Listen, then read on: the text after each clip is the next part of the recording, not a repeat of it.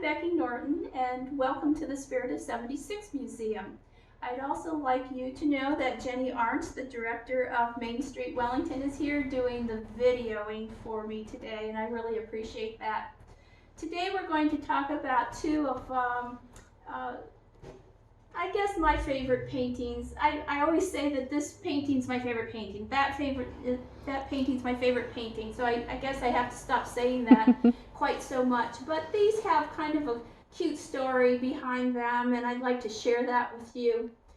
Archibald Willard worked at the E.L. Tripp carriage factory, decorating carriages and circus wagons. And if you saw one of my previous videos, I mentioned that at one time. Well, one day, little Addie Tripp came in to see Mr. Willard, and she said, "Mr. Willard, I have this picture. Would you make it into a painting for me, please?" Well, who can resist a little kid? The painting, or the picture that she had, was out of a book or a magazine, and it was just, well, they call it a woodcut. So, you know, it was just like a rough picture of a little boy in a wagon that was harnessed to a dog. And she said, "Oh, and would you make it into a story for me?" So he had to come up, and of course he said yes to her. So he got to thinking about it, and he made this first painting that we call Pluck 1. And you can see that the kids are in the wagon, the dog's harnessed. Well, there's a rabbit that shows up, and the dog takes off to chase the rabbit. They hit, I think it's a tree stump or a rock, and the little girl goes flying off the back, and the boys look scared to death, and the rabbit is trying to get away. And that was the painting that he made for little Addie. Well, Addie's dad, Mr. Tripp, took this painting into Cleveland to James F. Ryder, who was an art dealer.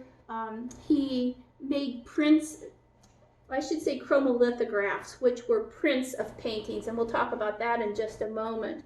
But he did framing for artwork. So while this was being framed, and after it got framed, he put it in his front window as advertising.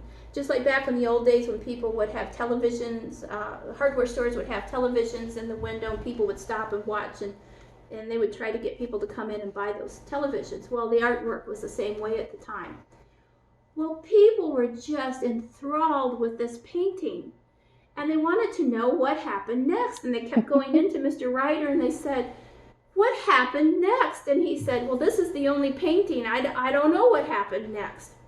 Well, Mr. Ryder tried to get this painting from Mr. Tripp because he knew he could sell it for a lot of money, and Mr. Tripp wouldn't have any of it.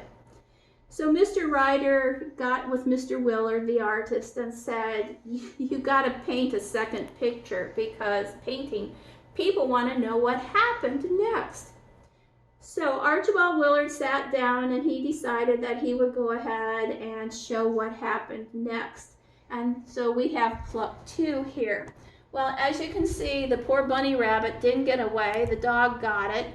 The little boy, it got caught in this branch, but he's hanging on to the dog. The one child, the little girl, she didn't fall out completely. She just got tipped over, and you can see the little boy ran home to mom to be soothed after such an exciting and scary outcome here. Well, people love this. They love the two together. And there was no way that Willard was going to sit down and paint copy after copy after copy of these paintings. So they had a process at the time. It was called chromolithograph. Now think of a chromolithograph as being the poster of the time. And I've done research on these chromolithographs, and I still can't figure out how they did it, because they talk about rocks and how they put the painting on the paint on the rocks. But I don't understand how they did it, because some of the chromolithographs are so good you cannot tell them from a real painting. And the art dealers did that on purpose, because there were people who couldn't afford to have an artist come in and paint for them, but they could afford a chromolithograph and it looked like a painting. So Mr. Ryder and Mr. Willard went in together, and they made 10,000 sets of these two paintings in chromolithographic form.